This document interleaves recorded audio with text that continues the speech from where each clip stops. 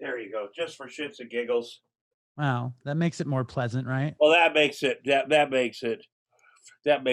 Oh, fuck. I'm. There you see my ass crack there. I know. I enjoy that's nice. good. Okay. Hold on. Well, that's only a little distracting.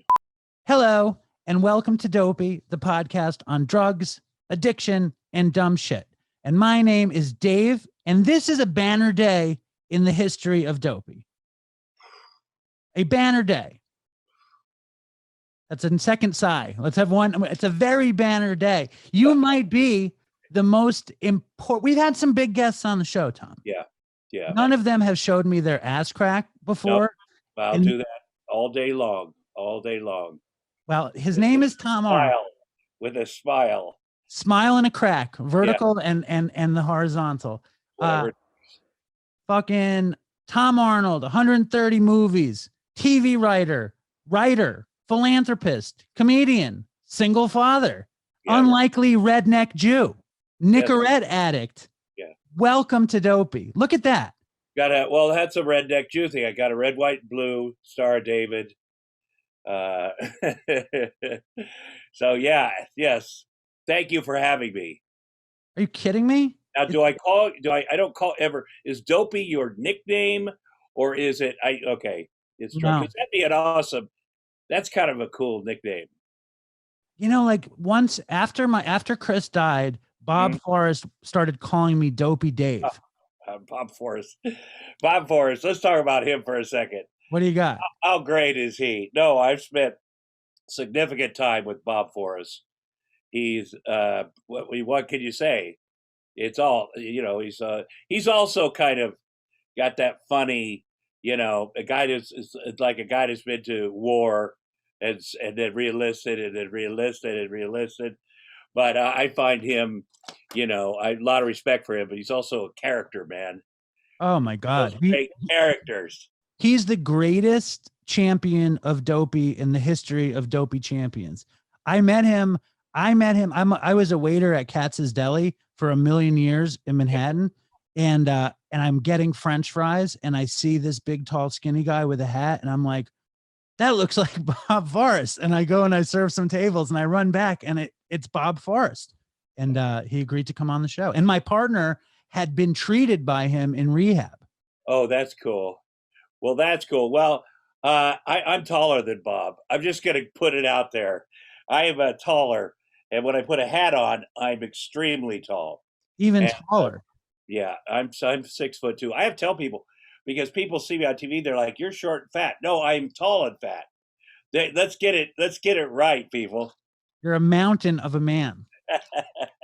But you look great, and it's a pleasure to have you on the show. I am I feel pretty confident in talking to you. I watched Tom, you just produced a documentary series. There's so many things to talk about with you. You are an ultimate Dopey guest because we have multiple relapses. We have multiple substances. We have fame beyond the pale. And even if that wasn't enough, Tom's sister was this crazy meth manufacturer and Tom made a movie about her. It's on Discovery. I subscribed to Discovery just to watch your movie.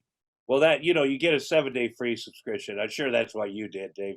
No, I participated happily in the documentary Queen of Meth, which is about my little sister and her experiences of being the queen of methamphetamine. And I think it takes a real honest look at what our life was like, what life was like for her, how she got into that. And obviously she ended up in prison a couple times. And then you also get to see my nephew who, the victory to me is kids. And that means whether it's me being sober as a father or me being sober as the child I used to be, that's such a big reward. And my sister and her husband, who died in prison, Floyd, who was the president of the Grim Reaper Motorcycle Club, they left their son, who was 8 or 9, behind. I mean, my sister said, "I'll be back," because the DEA and the FBI and everybody just came down, and they arrested 60 people in my hometown of Ottumwa, Iowa on the same day. And obviously my sister was the top of the pyramid. And she said, I'll be back. And then she didn't come back for 9 years. And then, and then of course she came back, and then she went back to it. And, but my nephew has never done drugs. He doesn't drink. He's a large, you think I'm big, he's taller and wider. And, but that's really the victory. He got married last summer, and I took my son to his wedding, and I back in Des Moines, and I said, listen, this is what could happen. This kid here, he's never done drugs. He's never gotten in trouble. He stayed away from that. And that's a miracle, because, my sister and I, especially, because our mother, gave us alcohol and drugs, and really gave my sister her first drugs, and then made her marry a pedophile rapist at 14. So until we both decided to move in with our mother, who did not raise us, I did it because I was 15 and I wanted to fucking party. And I knew there's no rules. I wanted to grow my hair down to my butt and party and have no rules. And I knew that. But I didn't go, oh, I want to live with my mom. I knew she wasn't. I mean, I knew.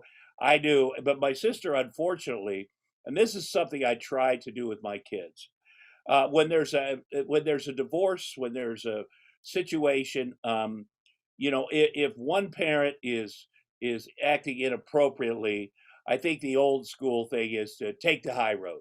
And my dad certainly did that. My mom would come over wasted, and he'd laugh and he'd chuckle. And I know he thought in his heart of hearts that's the best thing to do. He never said a bad word about my mother. But I also was aware from the time I was 4, like, she's not, I don't know what she does, but she's not a mother. And my sister, though, I was 4, my sister was 3, my brother was 1 when my mom left. My sister idolized her, and that really, my sister had a great life until she was 14. She was a great student, athlete, living with by then my dad and my stepmother, who was our next door neighbor, of course, in Iowa. We're such rednecks. And but the moment she got with my mom, and I was living there, I'd moved it before Lori. They were like best friends. They were like, some emotional incest shit going on. She gave Lori her drugs. And then she ends up making him marry this 23-year-old serial pedophile. But in the movie, when she meets the serial pedophile, it almost sounds like it's like romantic at first. Like it's not like it was her boyfriend, and that was how Lori told the story, right? In the movie. Yeah, that's how Lori tells stories. Right. She's I love her unconditionally, but she has and it came along. It's been a long time for her to come to terms with what kind of a mother she had. And my thing is, in the series there is 3 episodes. You can watch it all at once. But, I was mad at my mom not for leaving, but I was mad at her because that was the best thing she could do. That to go, hey, listen, I'm an alcoholic, I'm an addict. Dad isn't, and he is solid. And I'm gonna leave these kids with him. That was the greatest gift she could ever give me. And my dad was 22, by the way. He's 22. I'm 4, my sister's 3, my brother's 1. And I think about that a lot as an older father, about how, wow, I think things like, wow, when I got arrested a lot, more than my sister. It's just that her things were much worse. bigger. Yeah. And, I get in fights with cops and arrested. This is when I was 14 years old. It's just a different place where I grew up. And, I'd always say, people say, well, how does that make your dad feel? He had to bail me out of jail naked once. I said, oh, he doesn't care. But the second I had kids, I realized, oh, he cared. Of course. Well, I got a million questions. But how did you wind up in jail naked first? Well, I was working at the meat packing plant on the kill floor. of the Hormel meatpacking plant out of high school to save money for college, you know. And I also had started going to community college, which is a lifesaver. And I would work nights and then go to school all day. And that was the best I ever did in college all the way through. And and then one day I kept feeling I'm missing out on the college experience. All my friends had left Tummo, Iowa, and went to Iowa City to the University of Iowa, which was my goal. And I just thought I'm missing the college experience. You know how there's always something missing.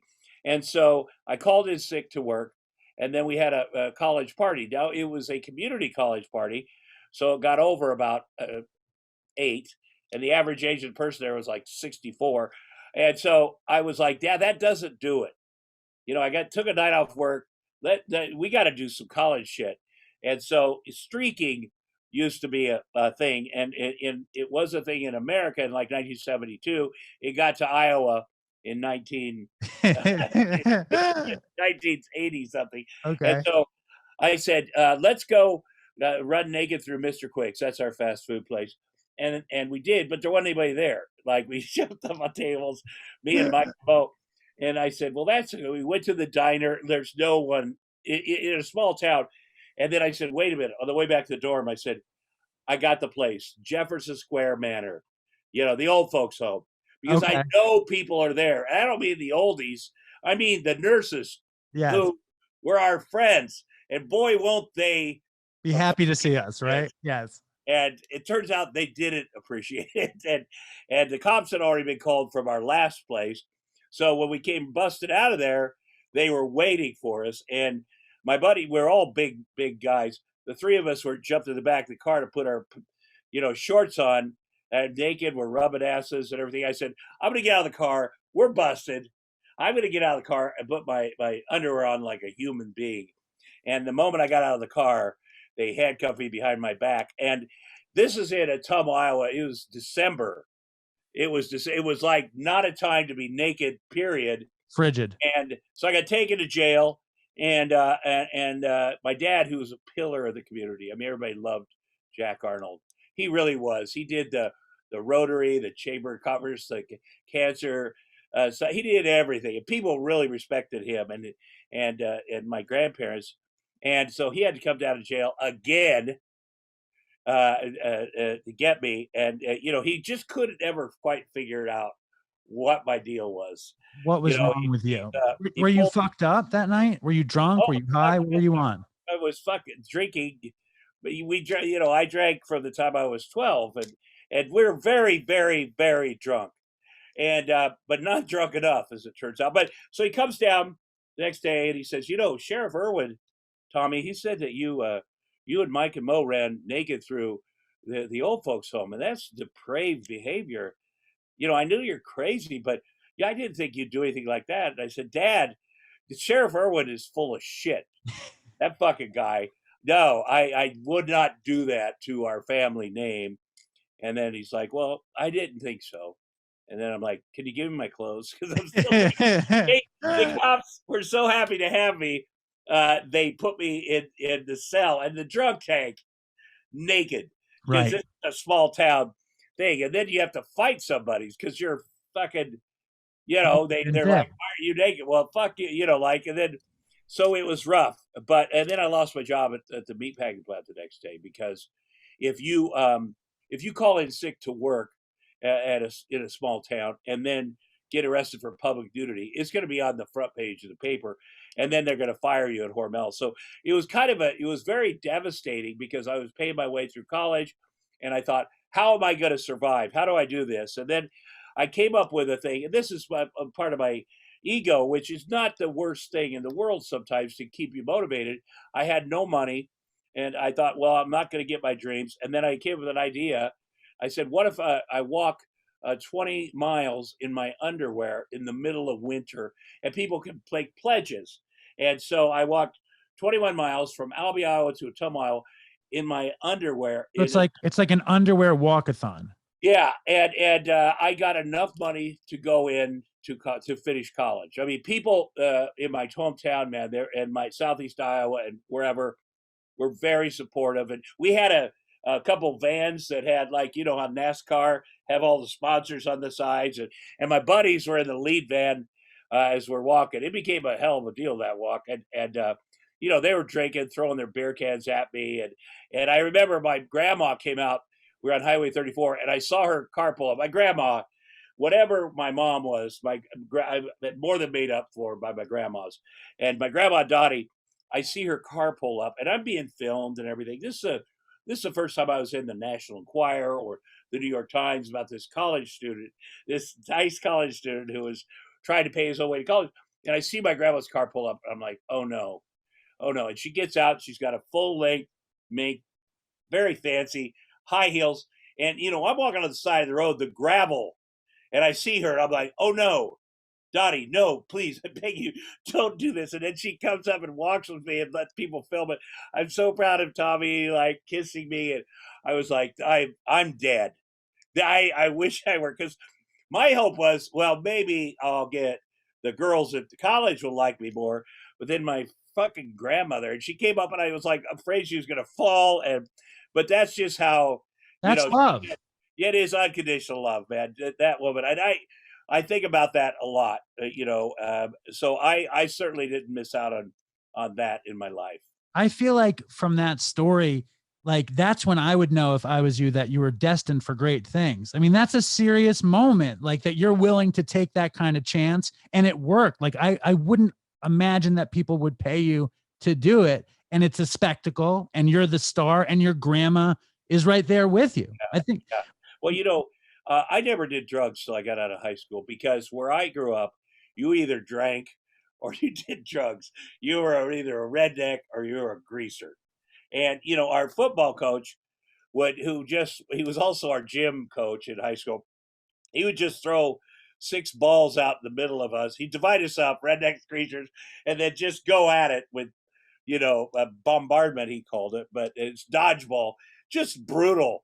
But I thought to myself, I'm better than those people, because those people, you know, they do drugs, they smoke pot, they do those things. I just get very drunk almost every night. We do that, and you know, soon after high school, I realized, you know, I started trying different drugs and liking them, quite frankly. And then I spent years trying to figure out the right blend, how much cocaine with how much alcohol, and you know, I was always an addict, and I was always looking for some other feeling than the one I had, and I certainly found that with drugs and alcohol. Now, when did you realize that you resented your mother? Because in the movie, you're fucking screaming at your sister at what a horrible mother she was, and at 15, you're moving in with her so you can party. When does your own resentment sort of arrive in you? Well, I think everybody deep down wishes, you know, and the fact that I hadn't had a mother made me romanticize what that would be like, you know.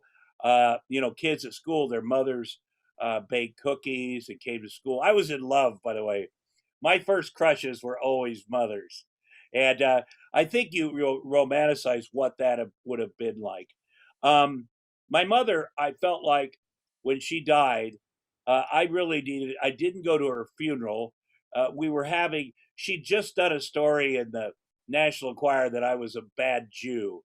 I mean, you know, that's who she was. And you know, her seventh husband, who was the chief of police in our town, who I did not like. He did not like me. He liked my sister, ironically, because the cops worked for her. But um, you know, after she died, I mean, he was engaged by the time she died. I mean, she went in the hospital for a little while. He was already engaged and moving on. So what I did was I worked with my therapist and my sober friends, and I wrote a note that I went in the day after I went to where she was buried, and I read that to her. You know, the things I was mad about over here and the things I was grateful for over here, which I highly recommend people do, because it's shocking what you're grateful for. And I was grateful. I was mad about this and that, but I was grateful that she did give us to our dad. And they'd gone to court, and back then the father never won. And the day after I was supposed to go on the stand and basically say, who do you love more, your dad or your mom? And my dad said, I can't do that. and he gave up. And the next day, my mom came out to his office and said, "Here's the keys to the house. They're with a babysitter. They're yours." And really, that couldn't have been an easy thing to do. I just know as a parent, but I was grateful about that. So I thanked her. And then her husband, like I said, was already engaged. I ended up a bill back and forth and had to pay him off to get her remains because they have it in our cemetery. They have you and your husband. They assume people are going to be married forever, which is also insane. And so I paid him some money and went back in court and moved her remains back to the cemetery, as you see in the movie, with her parents. And she'd been married 7 times, but I gave her back her maiden name because I just thought of her as a kid, and so I was great. So that was it for me. I made peace. In fact, I came home and I was writing the Roseanne show at the time, and Roseanne's father on the show died, and I took the letter that I'd written to my mother and put that in the script for Roseanne to read at her father's casket, and she won an Emmy for that. She made it, she doodled with it to make it her own, but that was satisfying as a artist, I guess, too, because it was so real, and everything that's was real on that show was real, or in whatever you do, and that meant a lot to me. My sister, though, I never forgave her for what she did to my sister. And I mean, that was so fucking crazy. I was there. I came home, and I, so I asked my stepdad, "Where's Lori and Mom?" "Oh, they're on the way to Missouri, so she could get married to Bob." I'm like, "You got to be fucking kidding me!" And so, I called my dad. We tried to figure out what highway they were on to stop them, and then they came home that night. My mom came home, just hammered, all sad. She was a sad sack, but she got hammered, and she was like crying. And I said, "Where's Lori?" And she goes, "Well, she lives with Bob now." And that was so fucked up, you know. And in the movie, you talk about how that was basically the end of your sister's childhood, where you had a childhood and you had an adolescence and all that. When was the first time you took a drug? What was the situation? Well, the first time I got drunk, I was probably 10. Got seriously drunk. We lived next to the football field, and we go over there. And there was a parent in the neighborhood that would get us beer. I mean, but he was this classic drunk where he also talked about him racing in the Indianapolis 500, which of course, when you're 10, you believe this fucking maniac. But the first time I got very drunk, I thought, yeah, this is it. I like this feeling. I'm gonna do this a lot. And people, not necessarily 10, but people 12, 13 might, you could get into the bars if you were 14 or 15. So that became my life, and that affected everything. It affected me with athletically, and with school, and with my relationships, because you only hang out with people that do what you do, which is get very drunk and fight, and cause public disturbances. Now, when I got out of high school, my friends, some of my friends had been big pot smokers, and I just didn't want to. I didn't want to deviate from just being. I had some kind of weird self-esteem that I was just an alcoholic, which is crazy. But then I tried that, and that didn't work. And then I tried speed, and that did work. And working at the meatpacking plant, let me tell you, there's a lot of fuckers on drugs because you're working 14-hour days, and you're slaughtering 6,000 hogs a day on the kill floor, and it's a job that you should talk to someone about. But I did that, and then I started comedy at the University of Iowa, and I went up to Minneapolis, and somebody said, one of the bookers, "Here's some cocaine," and they handed me a bindle, and I said, "Go in the bathroom and snort this," and I came back and did, and they said, "Okay, where's the?" No, I said, "Well, I did it all, of course." "Oh no, I'll buy some more. Don't worry." And really, for 5 or 6 years, that just escalated, escalated until I until I was realized, well, I'm going to be dead. But I didn't realize it like day one, or I realized it after I'd been in the hospital, after I'd been in Van Nuys Psych, after I had a nosebleed. Just when all these things happened, I got all this advice. I started going in 1986. I went to my first 12-step meeting, and I'd been I stayed off drugs and alcohol for 6 months, and I loved the meetings because I loved the people. And then in 6 months, I celebrated by doing cocaine, of course. And so I was in and out, but I've never been away from 12-step meetings. And this is what has 100% saved my life. Me You too. know, Me too. yeah. And sometimes I go to them fucked up, but I just kept going. And really it's saved my life. Me too. It totally saved my life. When you find that you like drugs and your sister is this crazy drug dealer, when did those two things started to click together? Immediately. She always ran with the bikers, the different crowd, and who they considered me and my friends to be preppies, which is crazy. But there was a lot of tension between my sister, obviously her first husband, I fucking hated, and eventually went over there, and physically took her out of there. There's a lot of things that happen that you just don't think, well, that, a 15-year-old, a 14-year-old, they're kids. And no, but we had to live like fucking adults. And it's just, that makes me, I really pay attention to that with my kids. But having a sister that was a huge drug dealer that could get any drug at any time, and you get them for free, not the worst thing when you're young and your buddies. And so she would come over at Thanksgiving. By then, I was the oldest of 7 kids because my dad, when I was 10, married our next door neighbor. She had 2. They had 2 more together. And as soon as she'd walk in, she'd have that big fucking purse of hers. We'd all stand up and go out to the garage together, all of us, and stand in a circle. And she'd say, "What do you want?" I said, "What do you got?" She'd say, "Everything." Like, what would she have? Like, what would be in the bag? Cocaine, and it was always because she was dealing with the Mexican cartel. It was always the good stuff, and she'd have everything. Well, obviously, she ended up manufacturing methamphetamine, which I sincerely tried to like, but she had all the drugs. What was your problem with meth? Well, I mean, it's a drug, and I just never quite. I think I always felt like, well, this is like cocaine, except without the euphoria. But I tell you, a lot of people did, and if you were fucking wasted, there was a way to get straight in my mind. And but I know I did it. I said I had a problem with it. I did it anyway.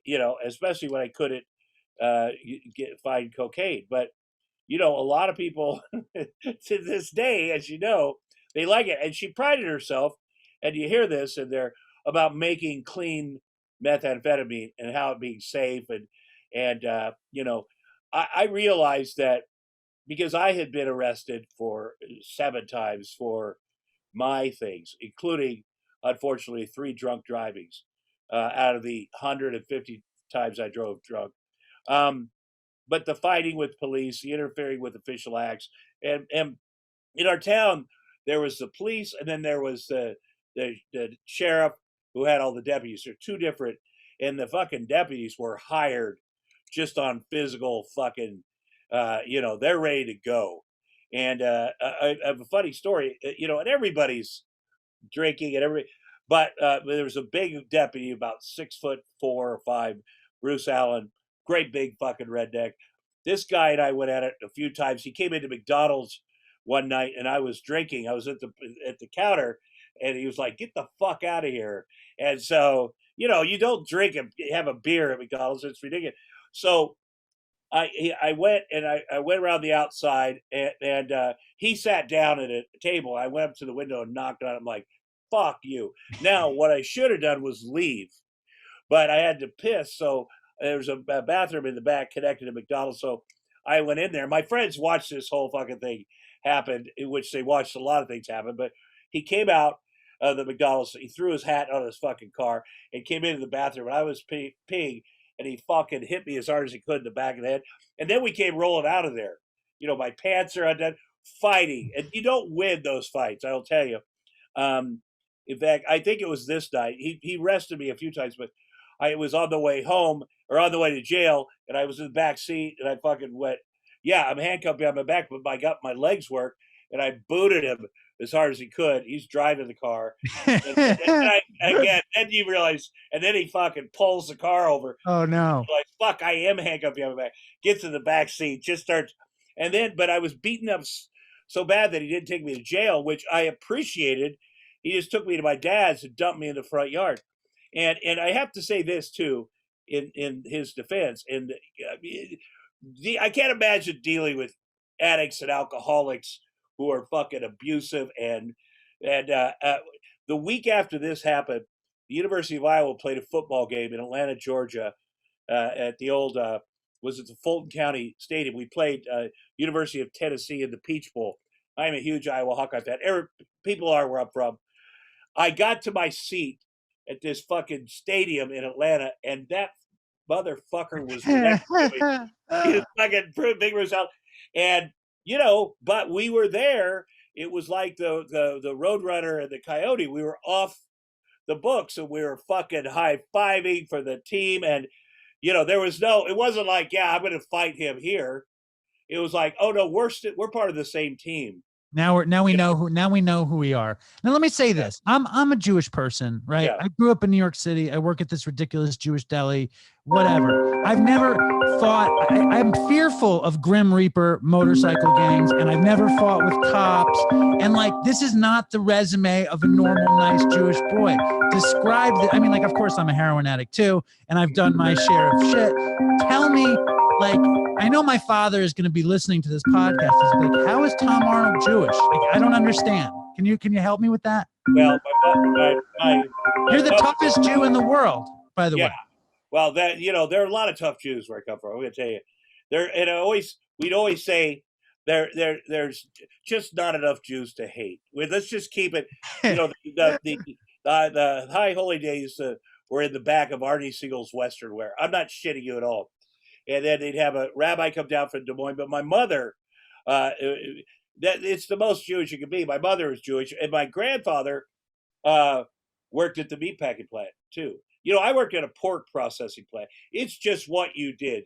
You worked in the garment business. It's the same thing. Everybody came over from Eastern Europe, and it just so happened the two Cohen sisters came to Eastern Iowa. Been my great grandmas. And my grandfather was a meat inspector also in Queens. Oh yeah, yeah. So well, we do make great meat. I have to say that. But you just kind of did. There was a sort of a secret society. In my town, where you just my grandpa went to work for Eli Roseman, and they all kind of it just wasn't. People weren't. They didn't have any Star David belt buckles or any shit like that. But they looked out for each other, and I think that's that's important. In fact, after my grandmother passed away, somebody brought me a book, and it was a book, the history of us, the Jews that lived there, and it was very significant, and it meant a lot to me because at the time, I was married to Roseanne, and my stepson was 12, and he was starting to study for his bar mitzvah. And what I ended up doing was studying with him. I think that's where people think I converted. But I just wanted to refresh my memory.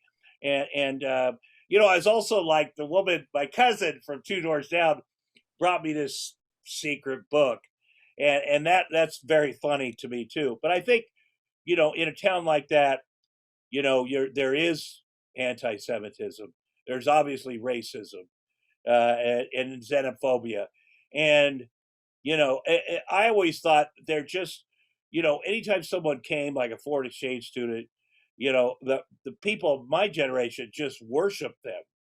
No matter where they're from, they had to be better than us.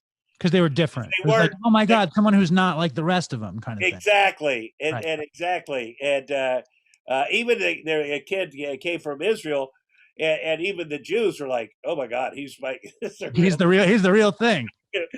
but it was and I've known kids that have grown up, that black kids that I'm friends with and their families, and it was pretty divided too.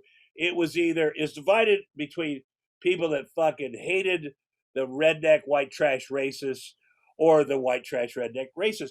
What I learned, and we were obviously part of the hater. I mean, it was a physical thing, but what I learned later in life is there's other kinds, and I learned this at Iowa City at the University of Iowa. There's kinds of racism I hadn't even considered.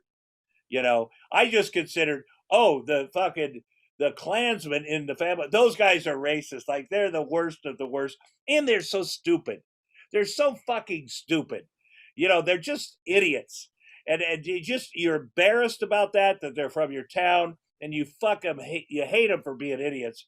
And, you're willing to do whatever it takes. But then as you get a little older, you realize, oh, there's all kinds of you don't hate them. You don't hate them for being idiots. You hate them for being pieces of shit. Yeah. You feel sorry for them for being idiots, right? But they're such trash. Oh yeah. You hate them also for that, especially when you're younger. You're like, yeah, fuck I get it. You make that very known. But it is different. I mean, every time you have something different, like being a Jew from, that works in a pork processing plant or whatever it takes, anytime, because I'm an addict and alcoholic, anything that makes me feel like the other, is something that you kind of glom onto because of the terminal uniqueness of being Tom Arnold. So eventually you realize, oh, I can't get away with that because there are fucking millions of people that are exactly like me. Right. That get whatever I'm done or whatever I think. Oh no, they're like, yeah, I've done that too, and I thought that too, and that's the part of the great thing about sobriety is also the rigorous honesty that in all areas of your life, people are like, well, I just want to not drink or use drugs, which is fucking great. And some people, as you know, they get drunk once in high school and then that's it. Sure. Or they get arrested one time and that's it. Whereas people like me, it takes a lot. My journey has been in and out, and long periods of sobriety.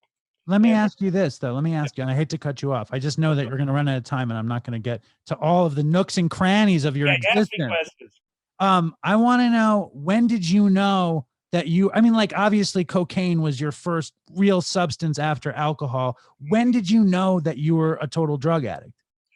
Well, there were a couple times in the back of squad cars where I'm like, oh, fuck, I have fucked up my life. I have fucked up my life. And I just, I prayed, and I didn't grow up obviously religious, but I did always have the feeling that there was something else out there for me. And if I could just hold on, if I could just get it together, you call that God, I'm going to call that God, that there was something better. And when I moved to LA in 1988 to write the Roseanne show, Roseanne and I, who we met in 1983, and I was 23 and she was 30, and man, we met. It is before she was famous. She was a very good comedian from Denver, and came, and I opened up for her in Minneapolis, and we hit it off. And the first time we met, we went out partying all night. We stole the MC's car. And really our relationship for years was, besides me writing jokes for her for TV, but we'd get together on the road and fucking just do it up. So when I moved to LA, I came out there with my fiance from Minneapolis, because and pretty soon Roseanne said, hey, do you get fucked up all the time? Do you do cocaine and drink? And I was like, yeah. She goes, well, that's bad. I go, is it? And she goes, no, you can't. I said, because I thought that's what we always did when we were together. I thought I could be honest with you about this. And also, as soon as I moved to LA, the first day I went to a bar and met a huge drug dealer and I kept thinking, well, now I have a job writing on television, which is a lot of money, much more money I've ever made.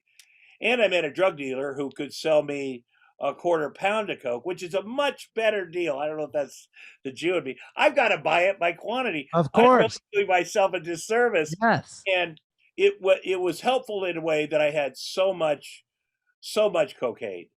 And once I realized I had to hide it from my best friend, then it got into the thing, then it just, I descended quickly. And then in 1989, Roseanne and I become a couple, and we're getting ready to get married at the beginning of 1990, like in January.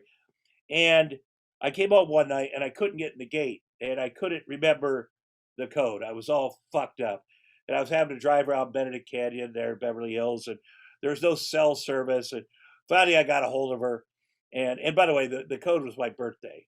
Perfect. I got a hold of her, and then I said I can't get in. I came back down from Mulholland, and I parked there, and I saw her car driving down. We had a big, long driveway, and I was like, I know what's gonna fucking happen. She's gonna get out of the car. She's gonna punch me in the face. It's gonna be like always, and I deserve that. But anyway, she gets out of the car, in the middle of the street, and comes over, and I'm ready to take a blow, and she hugs me, and it was it just it broke through all the bullshit. I could feel that. It's that moment of clarity. And so she said, I just want you to come home. And so I came back in, and of course, when she went to sleep, I came back and did the rest of my blow. But I realized, no, I've got to, because I also had stepkids.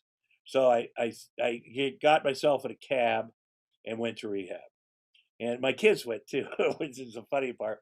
But I just knew I had to do this. This was it. Now, when I got there, my brain is, working overtime, and what my job on day one was to walk down to the pharmacy to get the newspapers, and I saw in the papers, this is the first week there, that I was getting a divorce. It was all over the tabloids: cocaine, Tom Arnold, divorce, fired, and I saw it on the news. And so I went back up, and I really thought about it. And somebody said, because I thought, well, if I could just convince her that I was sober, or people, I wanted to convince people, strangers, and So you could keep getting away with it, basically. yeah. And my counselor, who I still know, I just saw him at a meeting. This is so long ago. He said, well, what about doing it for you? What do you deserve? What do you deserve? I really had never thought about that. And so he said, what is the Tommy, the kid you were? And so I took a picture of myself when I was 4. I had a picture, and I carried it with me everywhere, because I did not like this guy. And I still have issues with that sometimes. But I loved my 4-year-old son. I loved that kid. And he deserved to be sober. He deserved to have a good life. And nobody was watching out for him, really. And I said, I'm gonna do that. I convinced myself. And on my 8th day in that rehab, and it wasn't my first, but my 8th day, I called up Roseanne and said, listen, I love you. I appreciate you. And I understand why we're not getting married. I understand why the job thing, but you know what? I'm going to stay here. I really am. I'm going to do it for myself. And she immediately said, oh, we're getting married. I said, and I realized, if I'd have known I could have manipulated her that easily, I wouldn't have done it. I wouldn't have sat on, what would it feel like for me to be sober? Do I deserve that? And but I'm grateful that I sat on that, because I think about that moment a lot. I have little kids, and my sobriety is life or death, and but it has to be about me. Obviously, you can't be a quality parent if you're fucked up, if you're not present for these kids all the time. But for me, and I've gone back to that, a few times. I stayed sober 19 years based on that. I have another question before you move past this, because this is an important moment for me in your life. So bear with me here. Because, like, I know I got sober basically so I could be a better parent, but I fucked up a million times, like a million times along the way. And and the consequences of my using were like ridiculous. You know what I mean? Like, I didn't work. I couldn't live anywhere. I couldn't see my kid for a while. Like, what it sounds like to me, the first time you got sober, that you had the psychic change without like crazy rock bottom.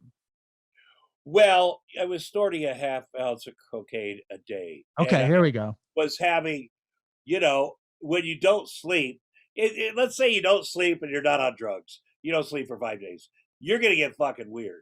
Yeah. There was a lot of fear, a lot of, I don't know. Uh, it helped that I'd been arrested before. I'd had these other things, I'd lost things, but really to Roseanne's credit, for me to lose my job, my fiance, my stepkids in one day, and I'd always been. I wasn't as close to my family. I wasn't, especially once I started being such a drug addict, and it really felt alone. And that was definitely a bottom, a big bottom. And I really worked at it. And I got in with great people who I'm still, I started a meeting at my house in 1990 that's still going on. And but I got careless, and later in life, I've been married, divorced 4 times, and I don't know, and I finally had kids at 54, but I got careless. I started telling people that I sponsored who were heroin addicts and opioid addicts. Yeah, I am a cocaine and alcohol addict. And then I wrecked my motorcycle on PCH and broke my back. And like that, I mean, the ambulance came. They said, "Are you in pain?" I broke my scapula, which is lucky. I said, "Yeah." They said, "We'll take care of that." They gave me a shot of fentanyl. Mm. And I was like, "Oh, it's fucking on. Oh no, that's what I'm looking for." And I was about to take a 20-year cake in 2009, and I realized, oh, I'm still on the pain medication for 2008. What were you on? Well, I started taking the Vicodin, whatever pain medication I could get, long after my back healed, and a lot of it. In fact, I was in China in Shanghai for my anniversary, working, and I was able to go to the American clinic. I mean, by then it was pills, pills, pills, pills, and which is so insidious. And I realized I'm taking this cake. I'm going to take the cake. I have to say, I thought, because it's 20 years, but I'm not sober. And then right after that, I called my sponsor and some other guys, said, I've got to start over. In that period where you're taking pills and going to meetings and kind of like, working a program, but also getting high, were you feeling guilty? Like when you're like, did you get pills anywhere besides your doctor? Like, when did it hit you? And also, why are there no cakes in New York AA? Why is it all just fucking coins and there's no cake? There's no cake here. I'm going to say that by looking at me, cake is not the best idea. But us Jews are big on feeding people. Yes. I have to say, yes. But I take cakes. I had one just. I want a cake. My anniversary is coming up, and they're not going to give me a fucking cake. Well, bring your own cake. Thank Why you. don't you do that? Thank you. But yeah, but I think that I mean, the pill thing, a whole nother world of manipulating doctors, and eventually, when you're me and you go do a movie, you got somebody with you, or that is your person, and or a TV show. If you're in, you'll say, "Here's what I'd really like." They're like, "Oh, we'll get we can arrange that." And why don't you try this? This is morphine. And then why don't you try this? And so, and then by the amount I used, I was not a social illegal drug user. So a social opiate user. But I did go, I lied to myself enough to go, oh, I got a broken fucking bone in my back, and then keep going. And it became a certain point, well, I can't just stop this. I'm going to have to wear it down. And what ended up happening is 2010, as I was stepping down with help, I went into a coma. Something burst inside of me, Oh my God. and it was a genetic thing, but I didn't know my mom's genetics. And so I woke up 3.5 hours later, and it would not have happened. It was part genetic, part because of my drug use. I couldn't feel things. And I woke up 3.5 weeks later, and my ex-wife was there, and she said, I want to show you a mirror of what your body looks like now. And I lost a lot of weight. That was the one good thing. But she's kind of going down, and there's a huge opening right here where they had to emergency come open. It's a wound. I had to have a wound vac for a year, which is what you have if you in the war and you get some blasted. And I was like, okay, it's just you can see the inside of your body. It's a weird feeling, but I said, okay, I can deal with that. And then she said one more thing, and I had a fucking colostomy. And I'm like, you got to be fucking kidding me. Yeah, I can't live with that. And as it turned out, I was lucky that in 90 days they would take it down. That's what they call it. But it was very depressing. As soon as I got out of the hospital, I went right down to Betty Ford, and I was in the medical part of it, but because somebody had to come and debrief me every day, cut the fucking stuff off me. But any experience I've had with rehabs or anything it's helped me be better. I've learned things, and I continue to learn things. But it took a while. Then I had to have 7 surgeries. And when you have surgery, you can't be on Suboxone. You can't be on. Did they have you? Did they have you on Suboxone beforehand? I did. And then they had to take me off of it so that I could get knocked out. And these surgeries were quite extensive. I survived. Clearly. I survived, and then I will. The last thing I want to say is, if you're out of time, when I was young, and I've talked about this a lot, and I think sexual abuse, comes. I mean, hold on before we get to sexual abuse. I want to. Do you have to go in a second, or can we go? No, I don't need to go. Are you kidding me? This is the greatest thing I've ever done right here. I got my Nicorette. I'm all good. Good. As long as you're enjoying your Nicorette, like, dude, I feel good. I have more questions about this relapse real quick. You had all the time, you got into the motorcycle accident, you fucking are taking pills as prescribed, and it just lingers. And then you're like, I'm fucked. Is there shame around you in the program? Like, are you this big fucking bigwig in AA in LA, right? Yeah. Well, that's what happens. We get a length of sobriety. We're hosting meetings, we're sponsoring people, and our self-esteem gets tied to that. And we take our eye off the ball, because you can't imagine starting back at day one and being one of those fucking assholes. But that's exactly who I became. And which is the bravest thing you could do, really, to go into a room of people that you believe have respected you solely because of your time, right, and start over. But what I have learned is that this is relapse is part of sobriety, and knock on wood, you survive it. To get back up there and go into the fight a different way, a better way, taking what you've learned, takes a lot of fucking courage, man. Absolutely. And so many people we're drug addicts. It's more likely that we use than we don't use, so that if you misstep and you're listening, you can just go back and everyone knows the deal, right? Yeah, you really can. And you should, I gotta say. But I think we scare people when we talk about, one day at a time. Like, well, people say, well, are you going to be sober for Ever? I don't know that. Right. It's the greatest thing, because it takes all the fucking pressure off, and you really do. And sometimes, as you know, it's 1 second at a time, or one thing, and things will come up. Life has twists and turns, and things will all of a sudden be in your face. But if you do it, and you build up support system, and you build up your armor to protect yourself, because it is trying to kill you every day. Right. It's in your head. It does get better, though, and it really does get better. It gets better to the point that you just aren't thinking about it all day. and it does get better. And then one day you go, I feel better. I don't know, because of the time and doing the work. The But work. yeah, don't.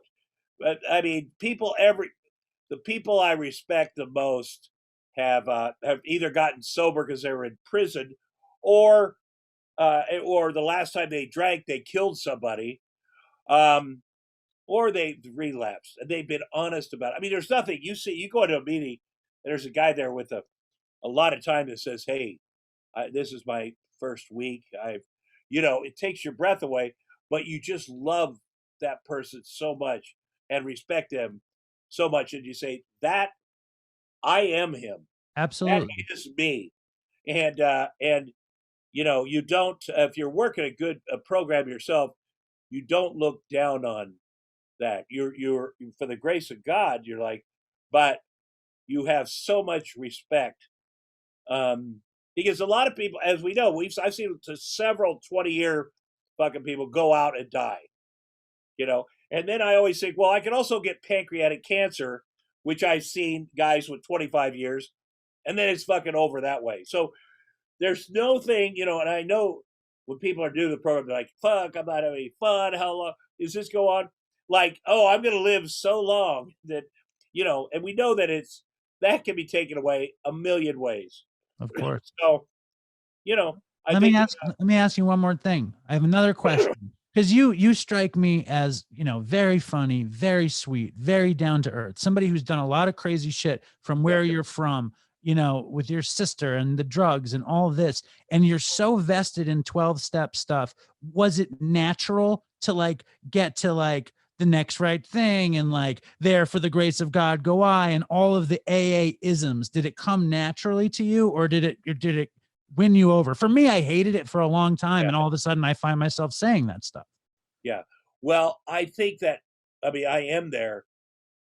Because, but for the grace of God, like we have today, all of us, people that are not, it's fucking, This it is it. better, find some joy today, find connect. I think that I was with such a great group of people from the 80s that helped me and stuck with that group.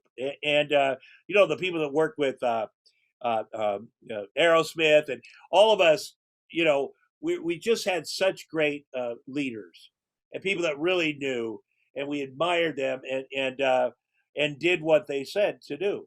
And that's that foothold. And then I thought, I want to be like them.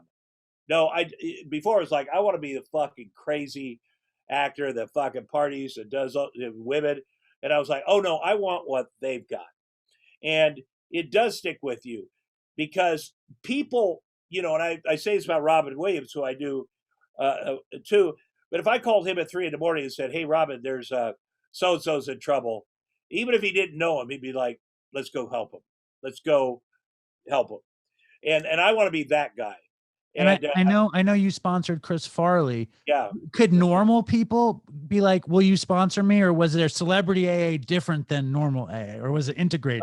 well, normal people have, one of my last assistants saw me outside a meeting, and he wasn't my assistant, and he came up and asked me, and I before I went to the meeting, I go, if somebody asked me, I'm going to do it.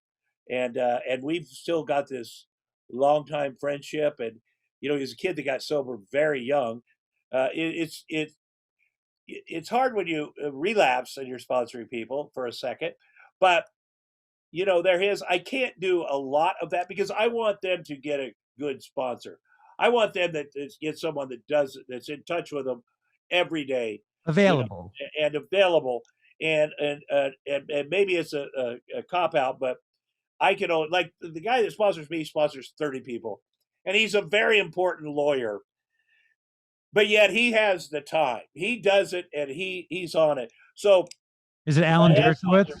What's that? Is it Alan Dershowitz? No, it's Jeff McFarland. But Alan Dershowitz. But is he your sponsor? No. I don't want to break your comment. No, I can't break his anonymity. Bless him. But so I can, and what I say to people when I do that is, you've got to do everything I ask you to do. If I say call me tomorrow, and you don't call me tomorrow, then that's going to be a fucking problem, because I need this for me too. So I am getting out. My sobriety depends on this shit. So just do that. It's not going to be hard. I'm not like a militant guy, but what I say, let's. You got to call me before you use, and also, and then hey, and it's like we have so many suicides in our game, and some are overt, Some are and accidental. some are the other Right. kind. And I've talked to guys, and I said, listen, guys that I sponsored who were they were so down and so dark, and there is a lot of mental illness too, and I'm grateful that we talk about that now. But I'd say, listen, they say, I want to kill myself. And I said, I have a deal with everybody that I sponsor. Here's the deal. If you want to kill yourself, you call me. I'll come over. We'll talk about it. And maybe if you convince me, that I will kill you. Right. It's a You're not going bonus. to live anymore. You're not going to have to live. There is an out. But it's not you doing. We're really going to have to talk about this. And so far I haven't killed anybody. That's good. But if you really, this guy, he thinks it's hopeless. He really, and you never know. It might be that one guy. It's like, oh yeah, yeah, yeah. I don't know what to say about that. You're right. You've done something. It's done. Give me the pillow. I'm going to step in with the pillow. Yeah. I've listened to you do a lot of interviews. I heard you on Howard. I love you on Howard. And that's where I heard about the whole Chris Farley thing. I think I had heard about it before, but I was wondering, did Chris Farley ask you to sponsor him, or did Lauren say, you're going to fucking sponsor this guy? No. Lauren wanted me to befriend him. He'd done the impression of me, and Awesome. and we hit it off. Chris Farley and I, he's from Wisconsin. I'm from Iowa. There's so many things we had in common. Food. But he's a very sweet boy. And you know what? It really he did his best. It was just that there was no bottom. He went to 17. He was on his way to a 17th rehab. And he worked it when he was in there, man. He worked hard. And the most recent one was this Alabama rehab where it was bare bones. And I remember him talking about the big black attendant that fucking laid him out and had to say, boo hoo, fuck you, and he was like, whatever it took. But then he would go back, and he had several issues. As I said at Howard, I said pretty early, listen, you can't do drugs and be fat. You can pick one or the other.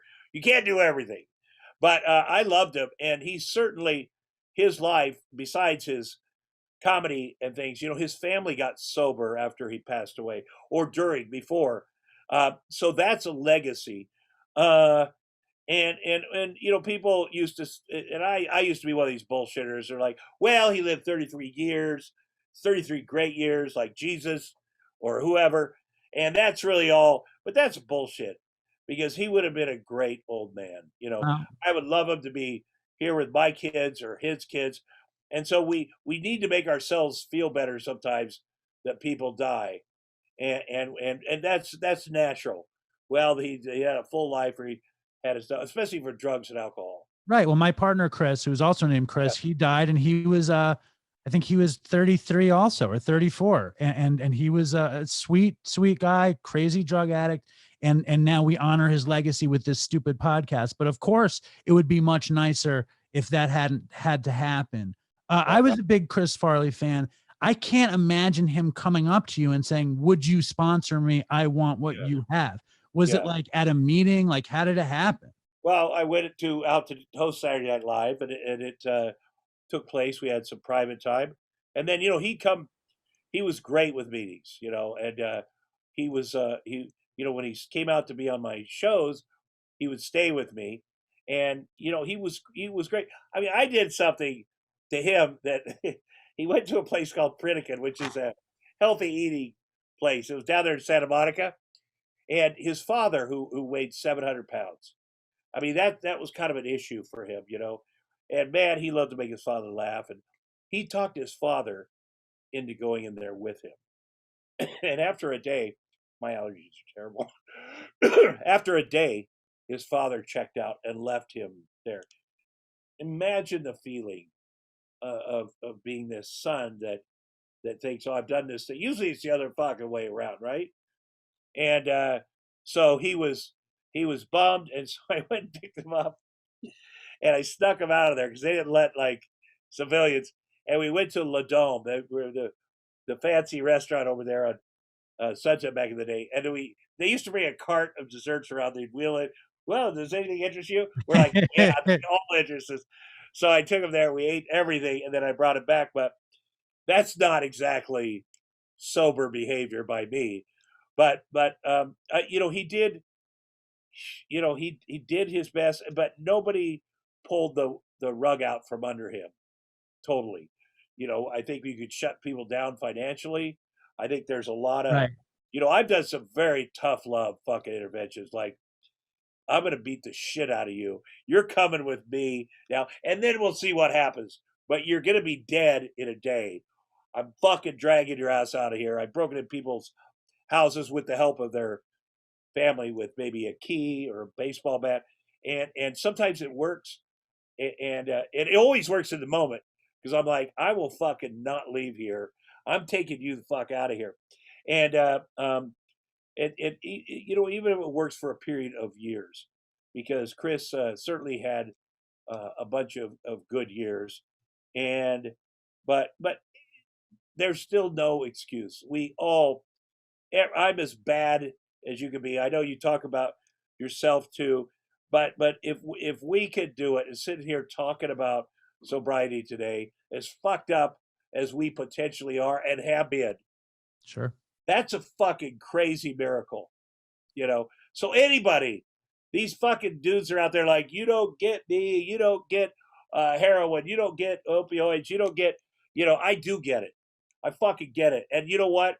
It's awful.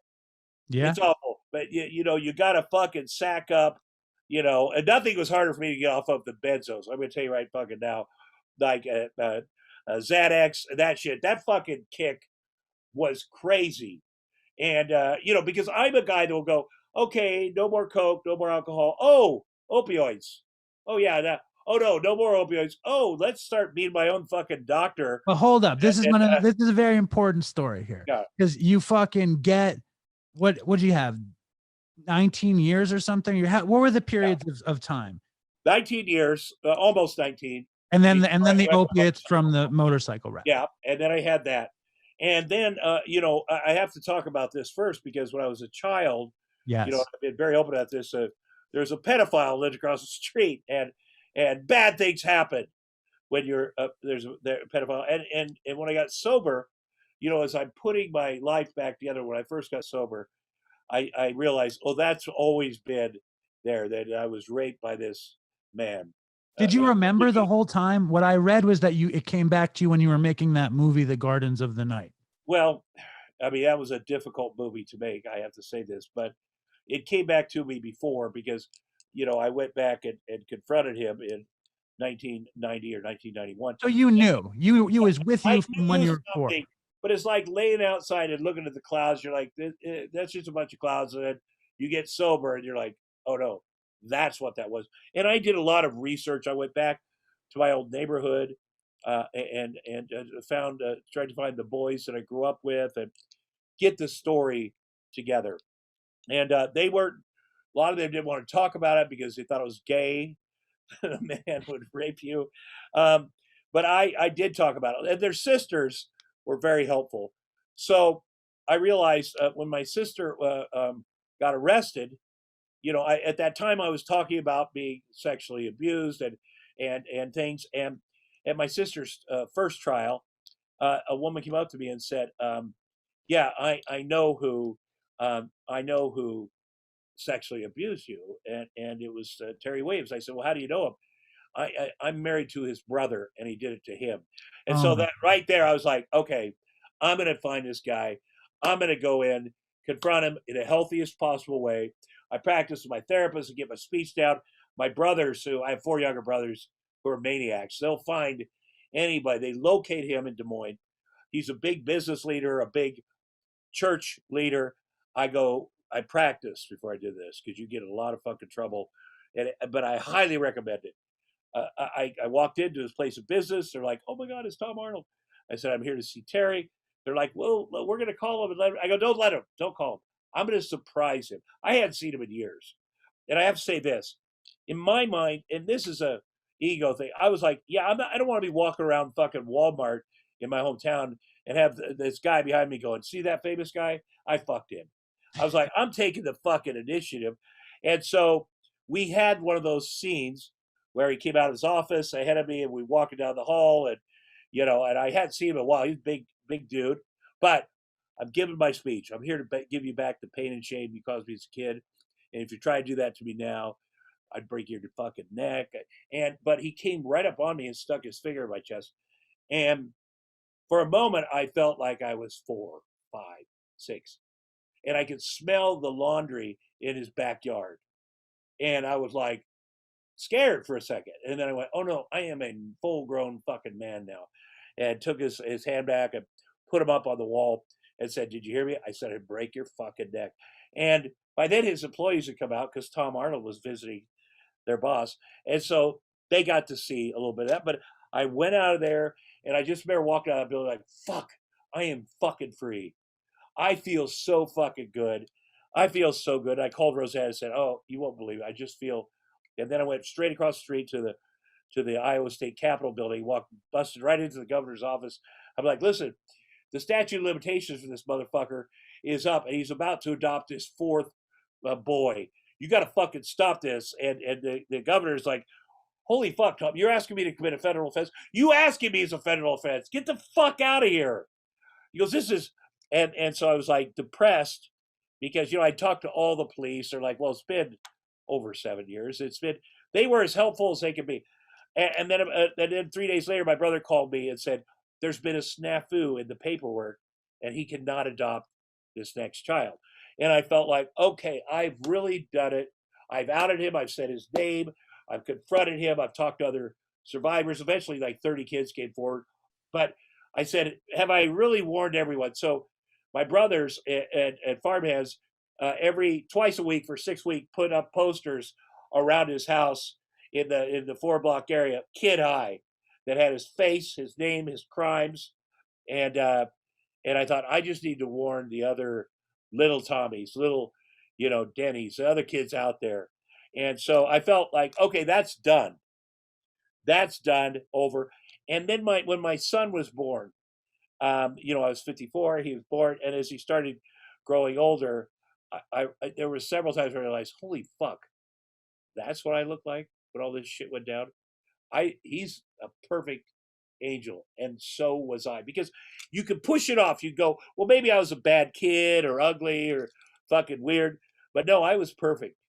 And it is shocking that adults would do that fucking shit to you. And I couldn't sleep, and I started being my own doctor, and giving myself benzos. But how did you get him? How did you get him? Did you go see a shrink? Right. So you said, "I'm suffering anxiety." Yeah, I said I can't sleep, or I got this. And I'm sure there were some shady ways too, but people will give you those. But I, of course, would take 8 a day, whatever, and I did try to get off of those. I went cold turkey for 2 weeks, which I don't recommend if you are really addicted to them, because you can have. I was a terrible benzo addict. I was a heroin addict. I was a stoner, and I was a crazy benzo addict. And when I would stop taking I had like 10 seizures, 12 seizures, all over the place. Did you have seizures? I didn't have seizures, but I had fucking the shakes, and I'd kick opium. I'd kick the alcohol. There's some couple dark days in there, but this was so crazy. And then I went down, and the guys in my group confronted me, and they said, "Something's up with you." And I said, "Yeah, I can't fucking quit taking this." And I also was playing, when you disassociate, when you're sexually abused as a child, your brain just can't quite handle it. And thank God. And you disassociate. So instead of, having, even though I can remember what the fucking wall tasted like when I had my face smashed up against it and stuff. But in that moment, you're like hoping that Superman comes through that door, like literally the Superman, because you get to that place, you're disassociated. You're like, because it's painful, it's horrible, and then in your mind, you're like, well, what if my dad or Superman, and you survive like that? But it also makes it so easy to disassociate. When I started drinking alcohol, I was like, oh fuck, I don't even need to be raped. I could do it with this alcohol and these drugs. I can come in this other world. Now with benzos, it was the worst because you literally, in my feeling, you are running a tape. There's real world, and then there, how we let's call it daydream, except it becomes a second movie of the same life that's playing at the same time. And I know people when I eventually went down to Crossroads, Eric Clapton spot. yeah, How is that? Well, it was good. The first week I was there, you aren't supposed to do the internet, but I'm a terrible rule breaker. And a guy that I loved and knew from Sobriety, Chris Cornell, had killed himself. And I called his wife, but I get it. He was taking fucking benzos, and you get in he had an argument with his wife, and and in his case, I could just see it because he had his workout bands on the door of the bathroom where he exercised and stuff. And when you see something like that and you're fucked up like that, you're like, yeah, I can hang myself with that. And then you start putting your head and you play the fucking movie. And then when you're all fucked up, you're not sure what's the movie and what's reality. And so, him and Chester Bennington, write one after another. But that could be me. So as you know, from being addicted to that stuff, there's nothing. The bottom line is there's no controlled substance. There's no mood altering substance that's going to work for us. I mean, it's good to realize that. It's good to survive long enough to realize that.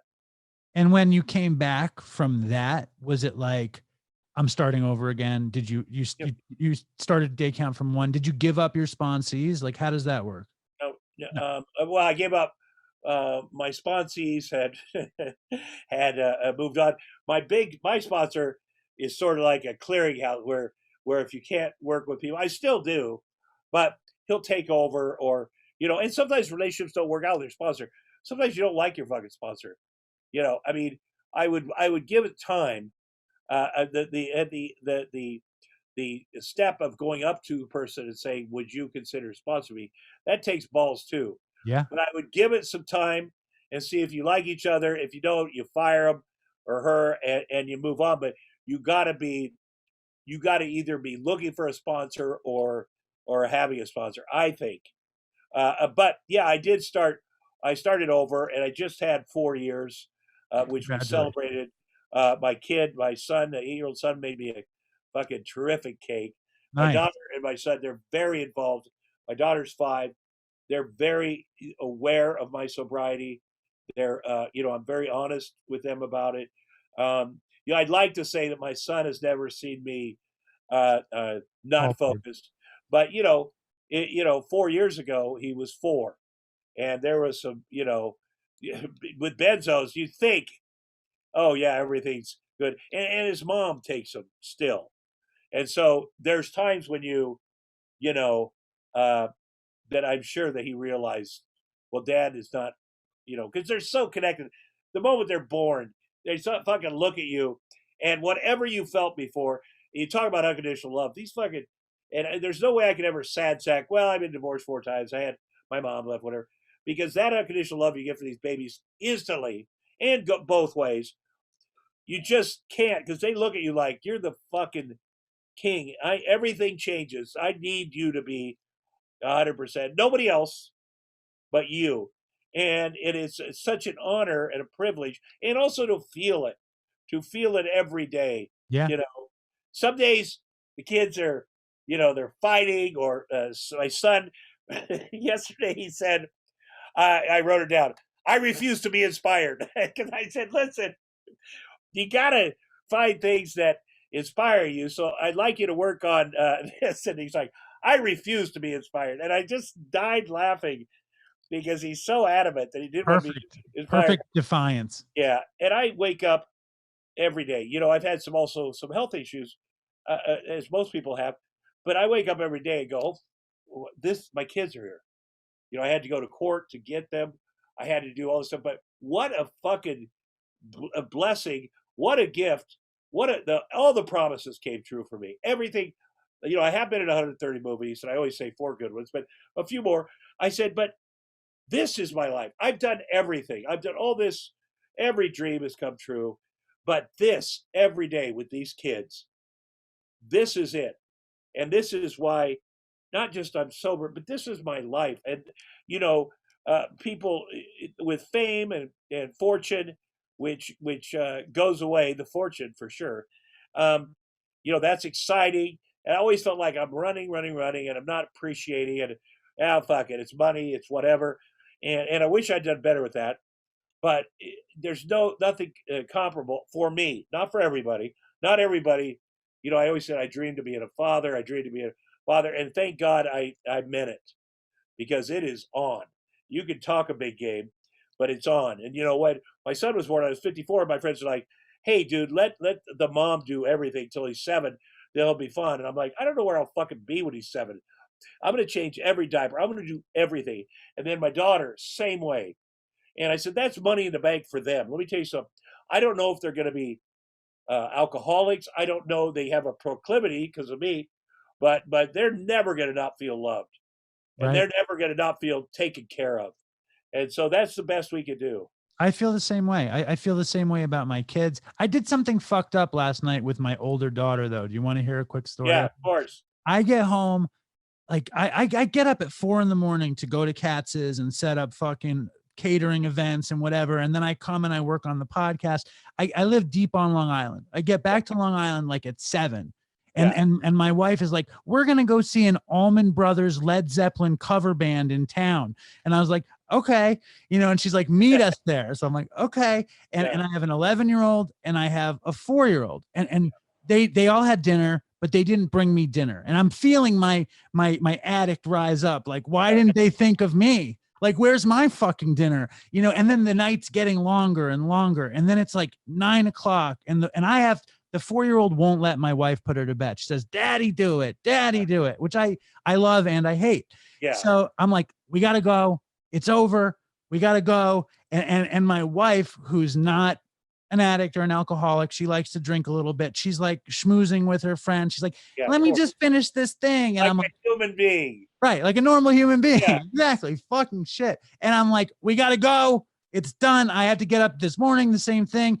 And I'm like, I'm going to drive Nora home, who's the older one. And I say to Nora, Nora, I want to go to 7-Eleven and get some ice cream before we go home. And she goes, Daddy, you always want something sweet. And I was like, let me just go. And she's like, no, I want to go home. And we get home, and it turns out that Nora, during the concert, had snuck off and had a chocolate shake. And then she deprived me of getting something sweet. And my wife says, go kiss Nora goodnight. And this is where the worst piece of me ever happens. Yeah. I climb up into her bunk bed and I said, you did a very bad thing tonight. I said, you had a shake and then told me that I can't have something sweet. I said, not good. And then I kissed her on the head and I closed the door. And then this morning I was like, oh my God, I can't believe I was like the Jewish mother of guilt. Shit. And she FaceTimes me and she's like, Daddy, I'm so sorry. And I'm like, no, it was me. I never should have made you feel guilty. But it's like classic, right? But she's also so cool that she FaceTimed you to say, I'm sorry. Oh, she's the best. And you know, your wife sounds amazing.